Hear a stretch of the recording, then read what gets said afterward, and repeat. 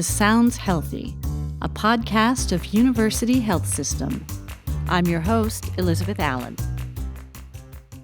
I'm here today with Dr. Rob Sanders, Medical Director of PediExpress Urgent Care Clinic at University Health System. We're going to be doing a few episodes on the greatest hits that come into PediExpress and the common reasons that people bring their kids to see Dr. Sanders and the other caregivers there. How are you doing today, Dr. Sanders? I'm doing awesome, and I want to thank you so much for having me today to talk about fevers, because I was looking at our numbers for the last year at PediExpress.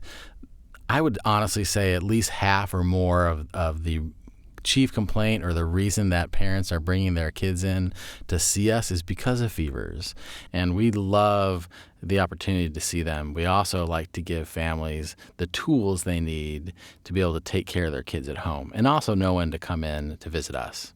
Fantastic. So that's going to be our first topic. Today it's going to be fever. Fever, yes, absolutely. We see lots of fever. We are looking forward to talking about it. And just a word, this is really targeted toward the average child. Yeah, right. So it's really focused. The topic of our discussion today is really going to be surrounding the happy, healthy kid, the child who's either begun or has continued through their regular childhood vaccine series. We're not going to be talking today about children with special health care needs that their medical provider have told them might be different than these common recommendations that we make to families. Additionally, we won't be talking today about the newborn period, the birth to 3-month period, because that group of children is different and they are at sometimes higher risk for more dangerous conditions that need to be evaluated by a medical provider. Okay, terrific. Well, let's just start with the basics then. What is a fever? Yeah, so what is a fever? So we generally define fever as an elevated temperature, and a lot of people ask us, what is the number? What is the number? So when you look at generally what the public looks at as a elevated temperature or a fever, what schools look at, the way that daycares look at it, etc., fever is generally looked at as a temperature over 100.4 degrees Fahrenheit. It's the body's natural response to something foreign or different, and that is usually a virus or bacteria in children. So how do you take a temperature? I mean, you put your hand on their head. Yeah. You know what? That's you bring up a super interesting point, because I saw this really cool medical study. They actually did a true, legitimate medical study to see if a parent was good at detecting a child's elevated temperature, and we found out that they are. Now, we can't generally do it to say you put your hand on Johnny's forehead and say, Johnny's got 102 fever, but you know they're warm. So this study actually showed that we can actually determine that, which it sounds silly, but it's appropriate in that the way that we're going to be talking about how to take care of kids when they have a temperature at home. But there are a couple different ways that we recommend to take a child's temperature with different devices. The first way is the quote-unquote gold standard, meaning the best way that we would recommend to do it, and that's something that we call in medicine a core temperature.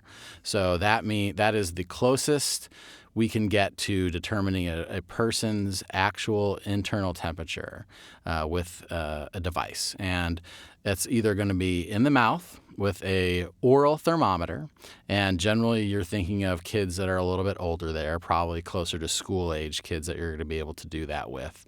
Or in younger infants, and we generally think of kids less than, let's say, 12 months of age, where you might want to consider, if it's important, a rectal thermometer. And that's where a thermometer is gently placed in the rectum, and the parent checks the temperature that way. Other devices that really and truly work really well, and they're not quite as invasive, meaning having to put something somewhere where it's probably not super comfortable, are things that we commonly use even in our clinic. So we use an ear thermometer in our clinic really commonly. We use a sometimes a temporal thermometer, and that's one that you put on the side of your head, and it takes the temperature of essentially this artery that runs up and down your head. The other one that we commonly tell parents about is the armpit, the axilla. It's the axillary temperature. And these are all very good approximations of the child's core internal temperature. But they're going to be a little different from the core temperature. Yeah, absolutely. And that is okay. So there used to be a lot of talk, I should say, about wanting to add a degree. So add a degree to the ear, add a degree to the axillary or armpit temperature. In reality, for us, it's not so much the number as that is important as it is a lot of the other things. So if you don't have to add a degree here and there must be a lot of other things that we believe about temperatures that aren't right. I mean, that are scary. Yeah, absolutely. So when a parent comes to me and says my child had a temperature of 99 in the armpit and I add a degree and it was 100, I will always want to know more. Okay, and the same exact thing would say I did an ear temperature and I had 103 and I added a degree. Is 104 bad? Is 104 mean something? And we've really found that it doesn't necessarily mean anything specific other than the child has a temperature. So with that said, does a child who has a temperature of 104 have more of a likelihood of having a bacterial infection than a child with a temperature of 101? And that we found that that's not the case. That they both might have the same. Does a child who has a temperature over 104, are they more likely to have seizures? That's one of these things that we worry about, right? When we see our children having these high temperatures, 104, 105, very scary numbers. And listen, I've been a parent. I've been there. I've seen my kids with these temperatures too. And I agree. Looking at my child when they have a high fever, it's definitely something that is concerning.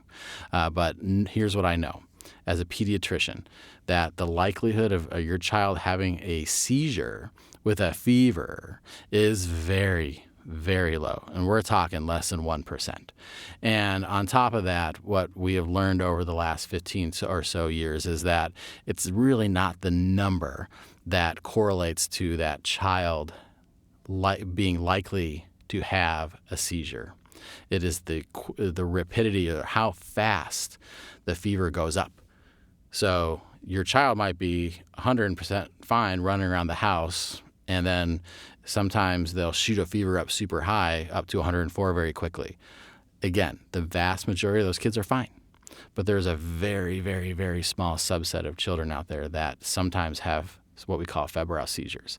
And that has more to do with how fast the fever goes up. So it shocks the body, the quick change? More or less. So what happens in the brain is that the chemicals sort of shift a little bit when the fever goes up rapidly, and it predisposes a very small group of people or children to having a seizure with that fever. The good news is that this is extremely rare. In addition to that, if a child would ever have a seizure with a fever, it does not predispose them to having epilepsy or seizures when they become older. The other thing is that a lot of these seizures, then they're scary, and I totally get it, but these seizures are usually short, and children recover from them very quickly. And I'm certainly not advocating for you not to have your child seen when they have a febrile seizure, because we always want to make sure that everything's okay, especially in these situations where we're seeing something in addition to just that fever or that temperature. So febrile seizures are rare. They are generally not correlated with developing epilepsy or seizure disorders later in life. And the vast majority of kids, I would say pretty much every single child that ever has a febrile seizure, would grow out of it at some point in their life. The other thing that we commonly hear about in our urgent care about parents being scared with a degree of temperature is brain damage. So there's, through the generations, there's been discussion amongst family members that high fevers can damage the brain. And that's something that we've just never seen. We don't see brain damage with fevers. And so it's not something that we need to worry about. So if little Johnny or little Betsy has a temperature of 105, that's the body just having that natural response to something that's not supposed to be there. Well, then how does a parent manage that? Really good question. So there's a number of things we can do at home. Okay. Again, if you're not one of these high risk age groups, okay, treating a fever boils down to a few things.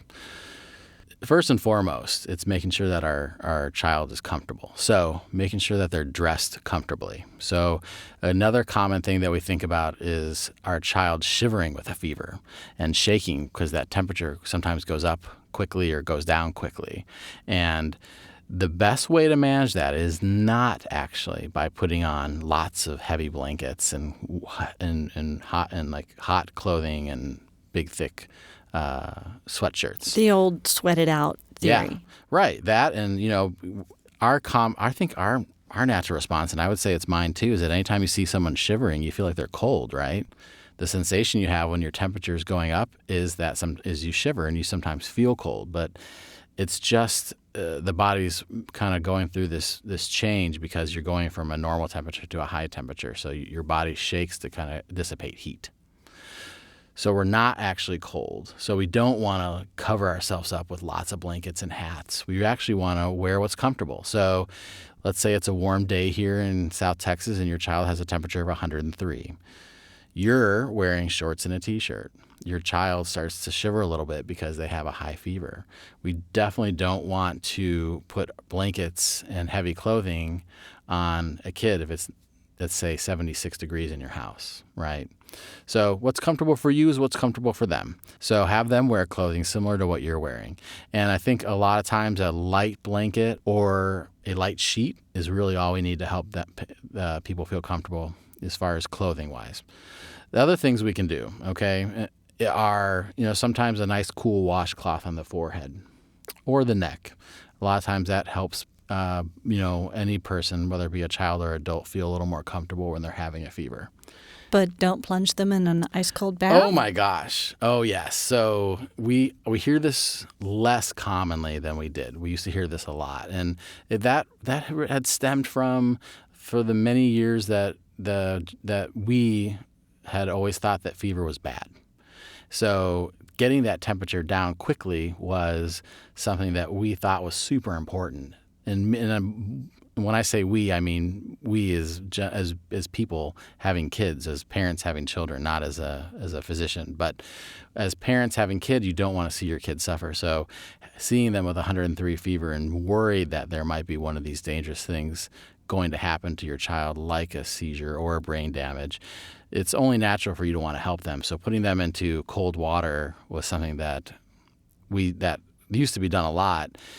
We generally we never recommend it, and we don't see it as much as we used to. But it's something that still occasionally happens, and I would never blame a parent for wanting to try to make their child feel better. It's just, this is one of those things that if we do it, sometimes it really can make kids uncomfortable. So you think you shiver a lot when your temperature goes from normal to up to like 104. Well, think about your 104 degree temperature kid getting plunged into an ice bath with like 60 degree water.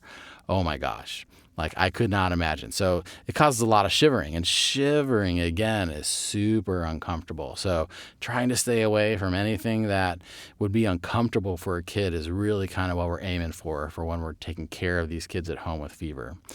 So the last thing that we want to talk about here is medications as far as comfort.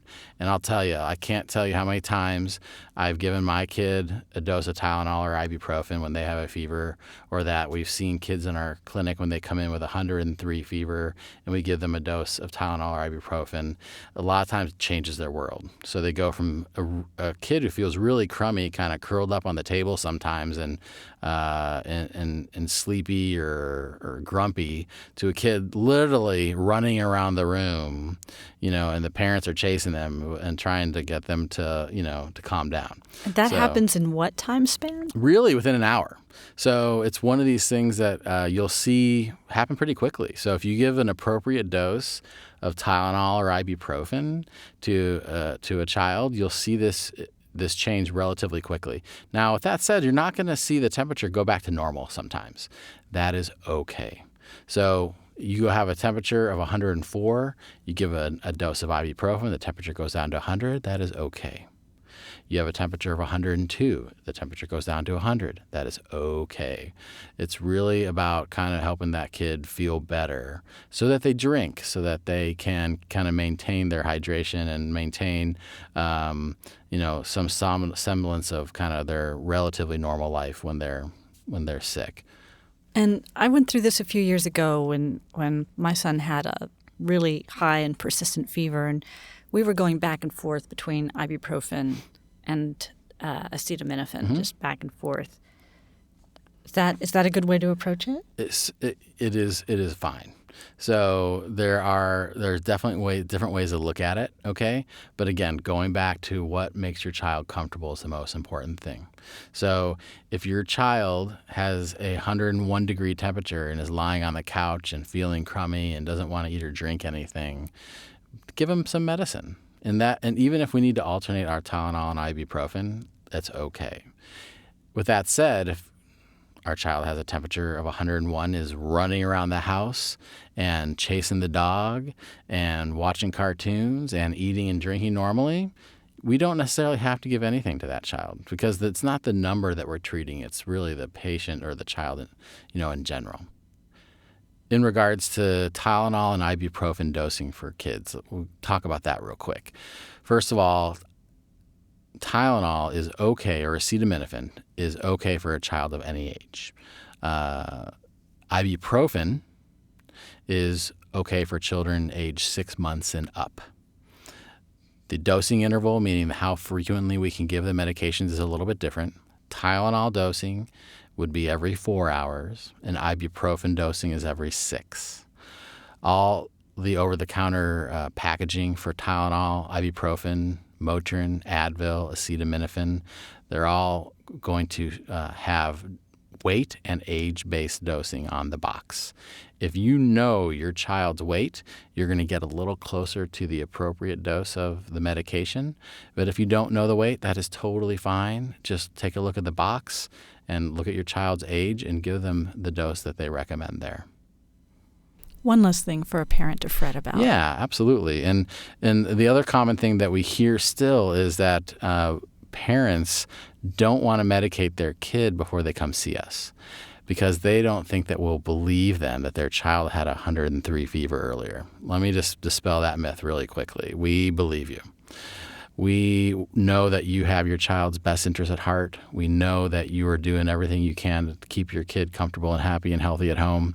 You don't need to prove to us that they had a fever. So when you come to visit us at the clinic or the ER, it is totally fine to give them a dose of medication if they have a fever before you leave home. So you must look for other signs. What are the red flags for you? Yeah, so fever in itself for a pediatrician is not specifically concerning. Again, when we're not thinking about these high-risk age groups, the newborns, the children with chronic health conditions, the happy, healthy kid who has started their vaccine series or completed their vaccine series and comes in with a fever. We look for other things a lot of times as pediatricians and physicians and APPs when we look at patients with fever. So a couple of things that make me worried as a physician. One is the length of time a child has had a fever.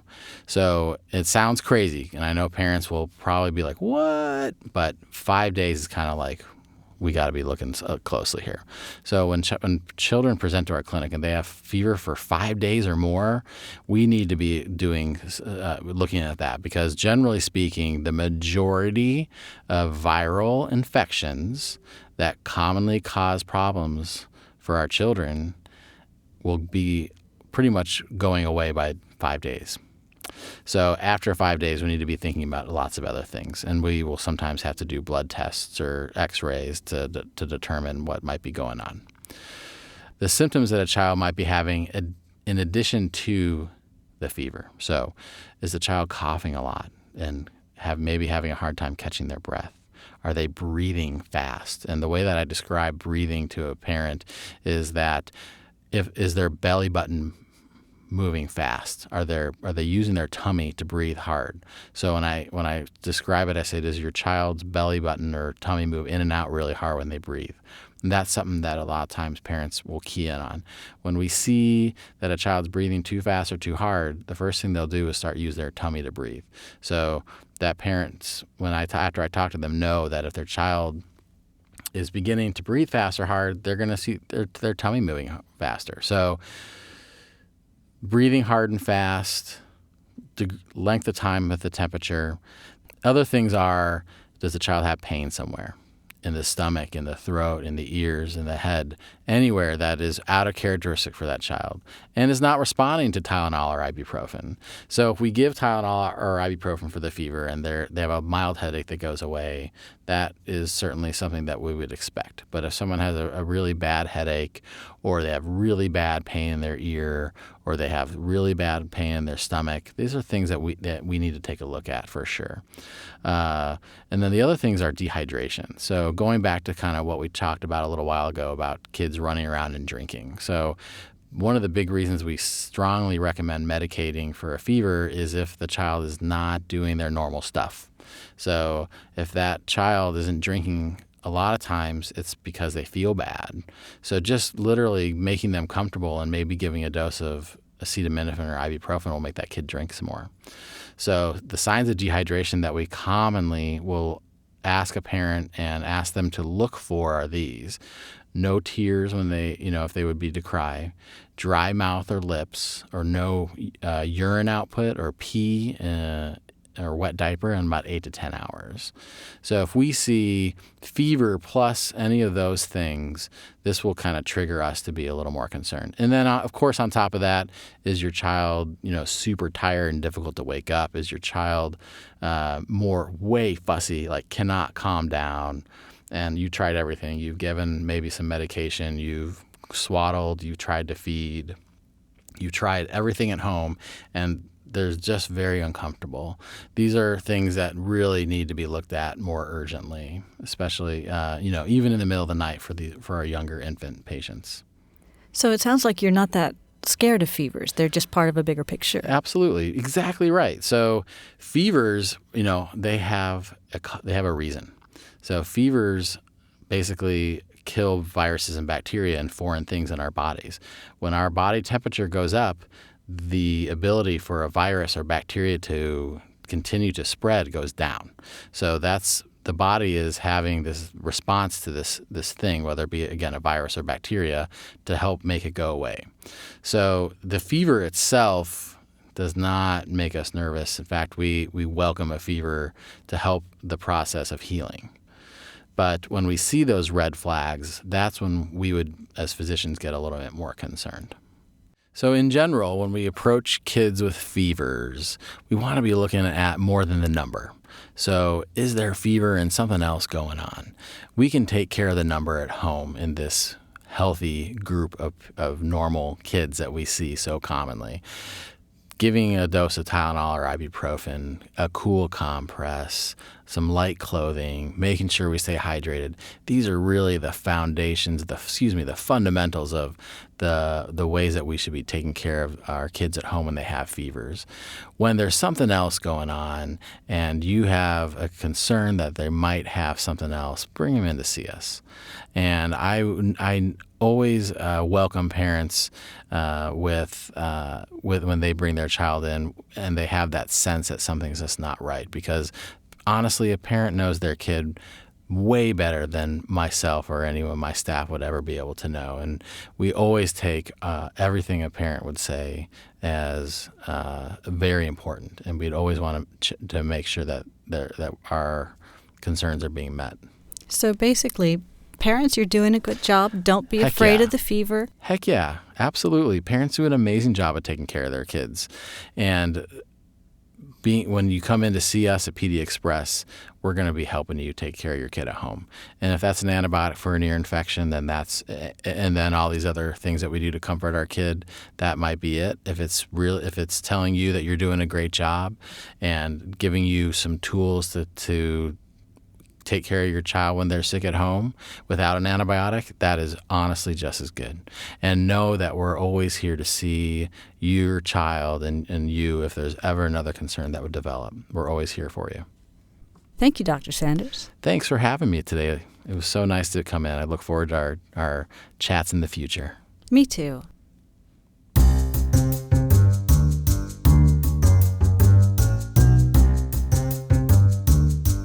You've been listening to Sounds Healthy, a production of University Health System in San Antonio, Texas. Hosted and produced by me, Elizabeth Allen. Recording and audio production by Mark Greenberg. Executive producer, Lenny Kirkman.